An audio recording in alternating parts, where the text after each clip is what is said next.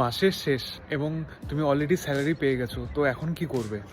Salary পাওয়ার সাথে সাথেই তোমার স্যালারির থেকে তোমার যে অ্যামাউন্টটা তুমি ইনভেস্ট করো মান্থলি, সেই অ্যামাউন্টটা তুমি তোমার ইনভেস্টমেন্ট অ্যাকাউন্টে রাখতে পারো বা ইনভেস্টের জন্য অলরেডি শিডিউল করে দিতে পারো ফার্স্ট উইকের মধ্যেই।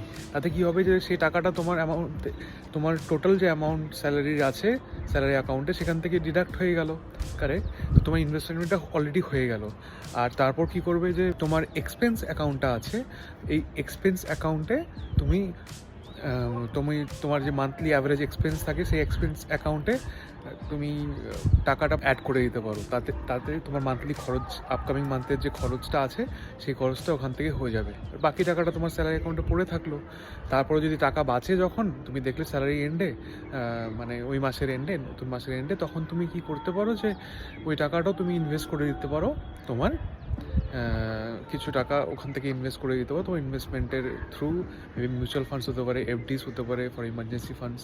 This is how you schedule your money when you get the money in the first week of the month or the last day of the month, যেভাবে হবে। তো if you like this video, then follow and subscribe.